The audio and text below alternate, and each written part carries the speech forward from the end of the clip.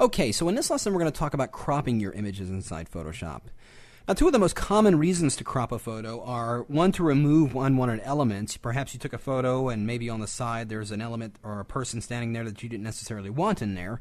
So you could crop your image down and go ahead and remove that. Another reason is to create perhaps a more appealing composition. Or you perhaps want to focus your attention on a particular aspect of your photo, and you can do that by cropping it. Now, using the crop tool, let's go into the toolbar, and you'll notice right down here it's got the crop tool. And what you do is you simply just click and drag, and you notice I can freely draw any size box here that I want. And once you release the mouse, it's going to give you the crop window with all these transform handles all around. You can grab any one of these. If you grab the top handle, you can certainly drag it up and down and resize it horizontally. Grab the vertical handle and increase or decrease the size this way.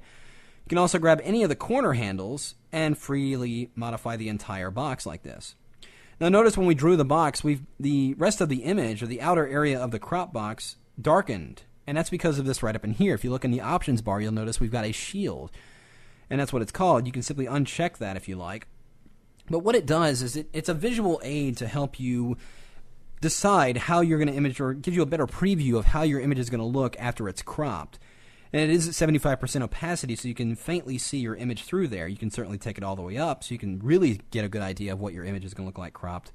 But it's probably a good idea to see a little bit of your image, just so you can tell right away if there's a part that you're cropping out that you don't necessarily want to, and you can just resize the box accordingly. Now, once you have dragged your box over an area you want to crop in, you simply press the Enter key, and it will go ahead and crop your photo based on that selection. But notice, I'm going to go ahead and undo this. Let's go into the Edit menu and go do Undo Crop. Now, before we do this, I'm going to go into the Image menu and go to Image Size, and you'll notice what we have here is a 12 by 8 inch at a resolution at 150 pixels per inch. And when I go and make a crop, let's go and grab that crop tool again. I'm just going to drag a box out, and I'm going to press Enter. So let's go into that Image Size menu and see what happened. You'll notice that the dimensions have dropped according to our crop settings, but the resolution has stayed the same. So what it did is basically narrowed the dimensions, throwing out all that extra information, but still keeping the same resolution of this file. So that's one way of doing it. Go to let's go to undo that, and go to Edit, Undo Crop. Now another way of applying a crop is by doing it from within the options bar. Let's say you've got a very specific size that you want to crop an image to. You can do that by entering your dimensions inside of here. So let's say if we're looking at, as we saw earlier, a 12 by 8, let's say I want to make it roughly half that. I want to make it 6 by 4. Well, we can go in here and enter a width of 6, and we'll enter a height of 4. And we can also input a resolution if we want to change that resolution. So I'm going to go ahead and, let's say I'm going to crop this for the web. So I'm going to go ahead and make it 72 dpi or ppi. And when we go in here and drag, you'll notice that it's keeping that proportion, right, like that. So no matter what I size this to, so notice in here, if my box appears to be just very, very small, if we look at the ruler here, it's roughly 2 inches. That doesn't mean that's what the crop is going to be when I apply it. When I press Enter, you'll notice what happened. If we go into the image size, it has now basically resized that document and resampled it to the 6 by 4 at 72 dpi that we wanted. So, makes no difference what size I drag this image to be. I just decide on an area I want to be that particular size, and it will go ahead and make it. There you see that. Gives me the cropped image, but it's still the same size that we wanted it to be.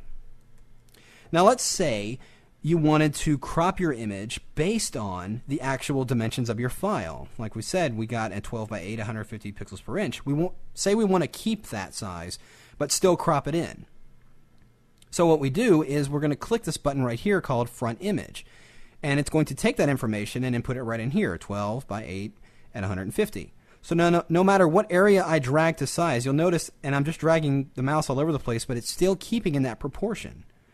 So let's say I drag an area out, and we'll just kind of cover this area here. And you'll notice I did earlier, I can drag any one of the handles, but notice my middle handles are gone. That's because we're keeping a proportion to that size we input.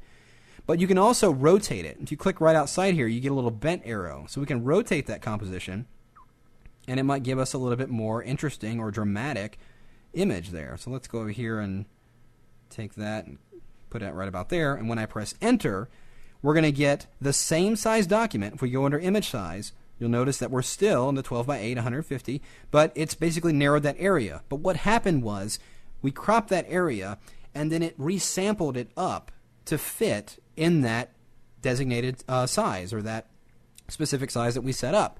So it's resampled it. It basically invented pixels in there. So if you remember, I was talking about in the resolution and image size in the previous lesson, it invents those pixels. So when you're doing this, if you're going to use this front image, do be careful about how big of a crop you make or how small of a crop you make, because it's going to invent pixels. Now, one more thing I want to touch on is the process of resizing or scaling your objects inside Photoshop. Now, here I have a file of an apple. You can see it's on its own layer against a transparent background. Now, let's say I wanted to scale this object. Well, I can do that a number of different ways. I'm going to go under the Edit menu and go down here to Transform, and I'm going to choose Scale. And it's going to give me the transform box, or the free transform box in here, and I can simply grab any one of these corner handles and just resize the object accordingly. But you'll notice it doesn't do it proportionately. So if I go over here and undo that, in order to scale something proportionally, you just simply add the Shift key when you're dragging those handles, and it will keep it in proportion, as you can see as I'm scaling it. And there are a number of other features here as well you can access by going into the Edit menu. Another quick way of getting to these transform features is holding down the Control key, or simply right-clicking right on that element when it's selected, and you'll get all those other features as well. So we can also rotate the object, just like that. You can also distort it, skew it actually.